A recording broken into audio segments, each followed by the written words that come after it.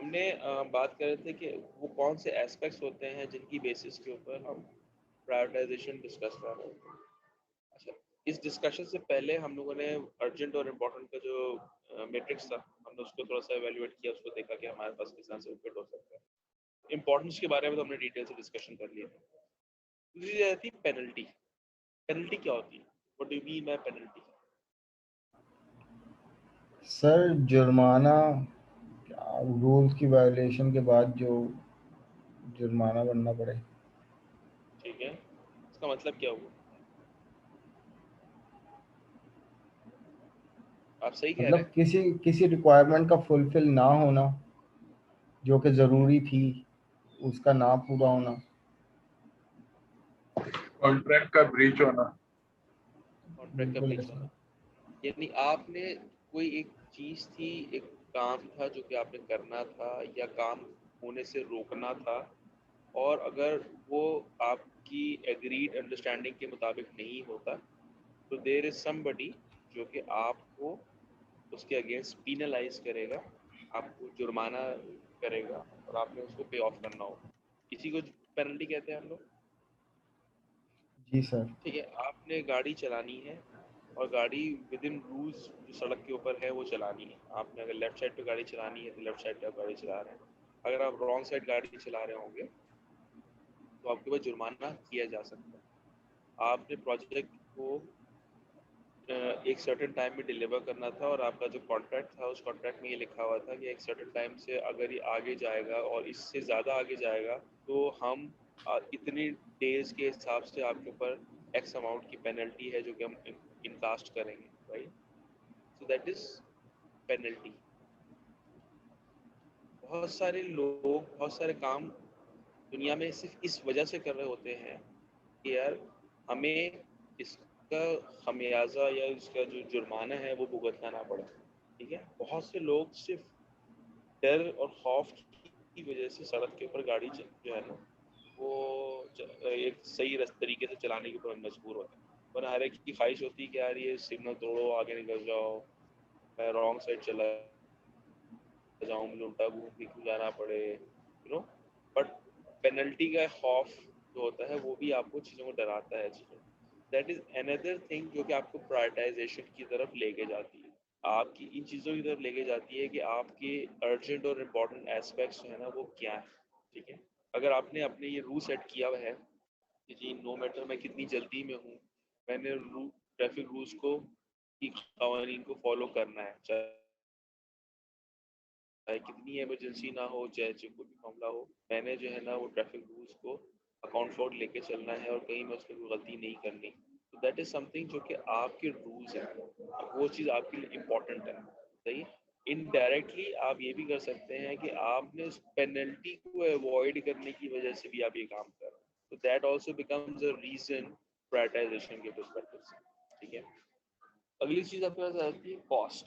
ठीक है, कुछ चीज़ें होती हैं जो कि सीजनल होती हैं, कुछ चीज़ें जो एक सर्टन सीजन के अंदर अगर आप को परचेज करते हैं तो उनकी एक सर्टन कॉस्ट इम्पैक्ट होता है, और सीजन के अलावा परचेज करते हैं तो आपको उसका कॉस्ट ज़्यादा देनी पड़ेगी। एग्जाम्पल ले लेते हैं, अभी हमारे पास गर्मियाँ शुरू हो चुकी हैं और कुछ दिनों में हमारे पास मैंगोज यानी आम जो है ना उनका सीजन शुरू हो जाता है। आम का सीज़न कराची में या पाकिस्तान में तकरीबन 2.5-3 महीने रहता है, और 2.5-3 महीने के अंदर आम आपके पास वाफिर मकदार में अवेलेबल होता है क्योंकि पाकिस्तान में उसकी क्रॉप अच्छी होती है। अगर मैं आपसे कहूँ कि यार मुझे जनवरी की डेट के अंदर आम की ज़रूरत है, तो क्या आप मुझे आम लाकर दे सकते हैं? सवाल है आप लोगों से। जनवरी या फरवरी के महीना है, सर्दियां हैं, सर और मैं नॉर्मली तो आपसे ये कहता चीज़ हूँ कि मुझे पॉसिबल नहीं आम। होती। अगर ये है कि कहीं स्टॉक अगर मौजूद हुआ, वो भी बहुत एक रेयर केस होता है, तो तब पॉसिबिलिटी है, वरना नॉर्मली तो बिल्कुल पॉसिबल नहीं होता क्योंकि सीज़न ही नहीं होता। ठीक है, क्या ऐसा पॉसिबल है कि दुनिया के किसी और हिस्से में अवेलेबल हो? जी। हो सकता है ना?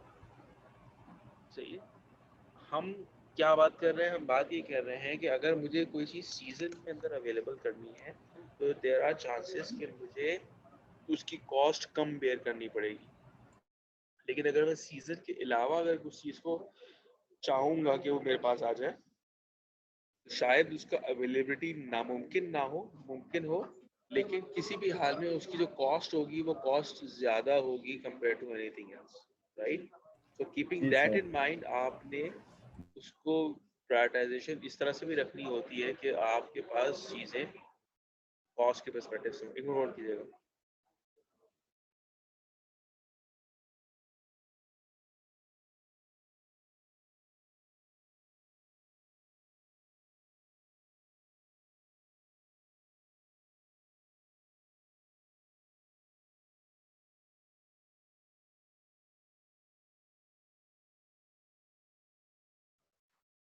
ठीक है, so cost could be any another thing जिसको आप प्रायोरिटाइज कर रहे होते हैं, जिसका बेस लाइन बना रहे होते हैं और चीज़ों को आगे लेके चल रहे होते हैं, राइट?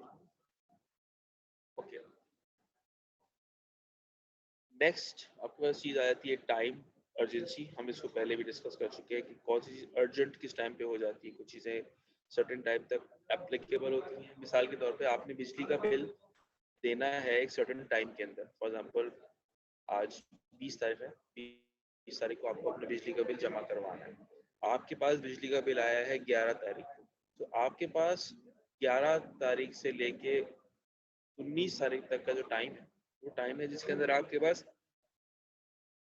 सुकून अवेलेबल है कि आप उस चीज़ों को फुलफिल कर सकते हैं और जाके बिल अपना जमा करवा सकते हैं। लेकिन अगर मैं बात करता हूँ 20th की, जो आज का दिन है, तो आपके पास टाइम लिमिटेड हो गया, बिकॉज आज की डेट के अलावा अगर आप उसको फुलफिल करेंगे तो देयर आर चांसेस कि आप शायद उसको लेट हो जाएं। So keeping that in mind आप उनकी अर्जेंसी वाले फैक्टर को इंगेज कर लेते हैं। So, कोई भी चीज़ अर्जेंट होने लगती है तो ऑटोमेटिकली प्रायोरिटाइजेशन ऊपर चली जाती है। रिस्क, रिस्क के बारे में हमारी डिटेल से डिस्कशन एक दफ़ा पहले भी हो चुकी है, मैं क्विकली इसको रिवाइव कर लेता हूँ। रिस्क का मतलब ये होता है कि जी any probability of anything goes wrong, यानी कि कोई भी, जब हम बात करते हैं रिस्क की तो इट्स अ प्रोबेबिलिटी, यानी चांसेस हैं किसी भी चीज़ के अंदर किसी भी चीज़ के गलत हो जाए। सही है, गाड़ी को शख्स अगर चला रहा है तो देर आर चांसेस कि गाड़ी ख़राब हो जाए या गाड़ी को खुदा न खास्ता कोई एक्सीडेंट हो जाए।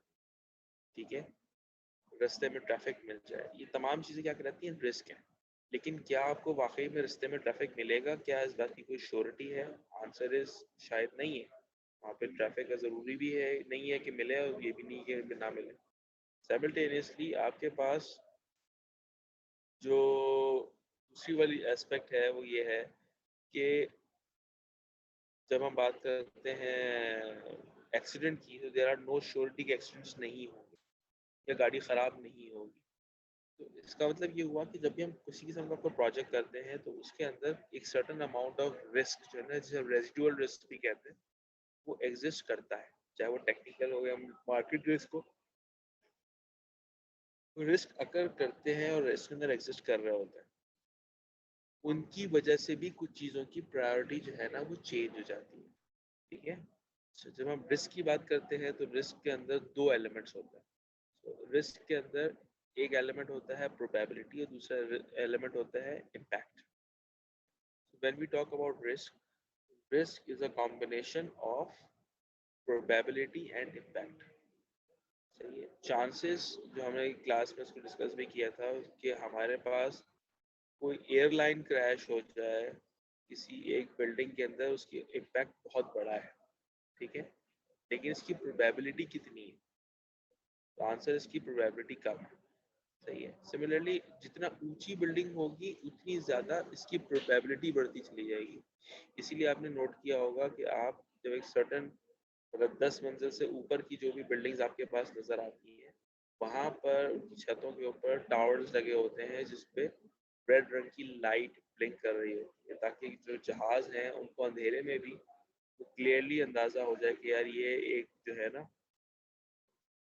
बिल्डिंग है या किसी किस्म का ऑब्स्टिकल है जो कि मुझे से जहाज़ को ऊपर लेके जा रहा है। तो आप क्या करते हैं, एक रिस्क को मैनेज करने शुरू करते हैं। तो इनकी वजह से भी आपकी प्रायोरिटी पर अफेक्ट आ रहा होगा। ठीक है।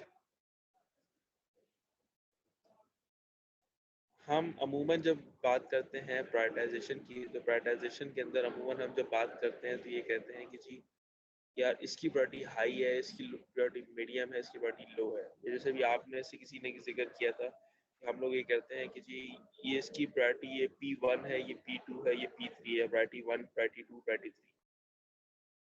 ये टर्म्स हम डिफाइन कर रहे होते हैं, टर्म्स हम डिफाइन करते हैं ताकि हम जब बोलें कि यार ये प्रायोरिटी 1 है, तो हमारे आसपास जितने लोग हैं वो तमाम के तमाम लोग उसको एज अ प्रायोरिटी 1 ही कंसिडर करें। उनके दिमाग में भी वही डेफिनेशन फ्लैश होनी चाहिए जो डेफिनेशन हमारे पास फ्लैश हो रही है। So keeping that in mind, आप जो है उनको कुछ ना कुछ नाम असाइन कर देते हैं, कोई ना कोई डेफिनेशन असाइन कर देते हैं।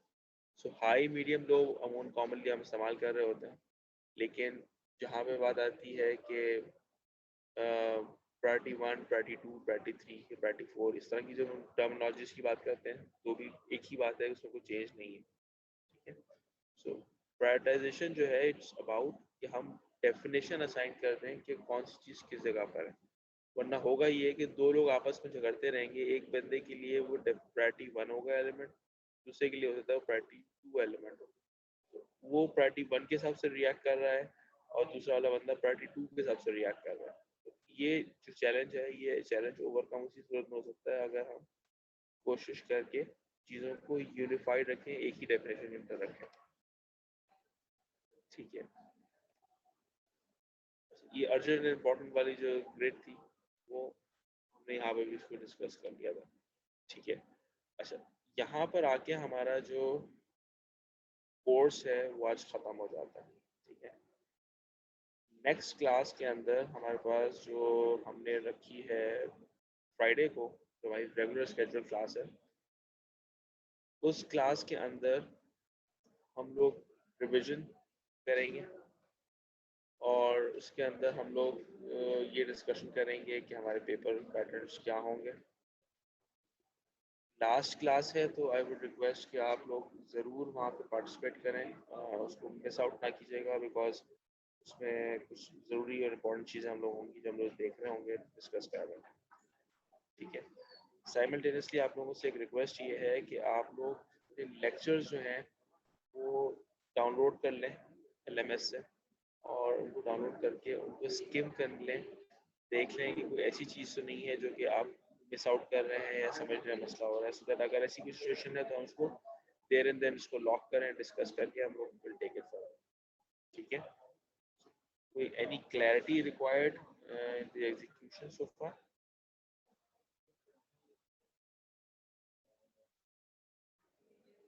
Are you guys okay?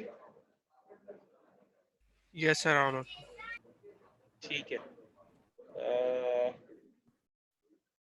So I think let's wrap it up यहाँ पे।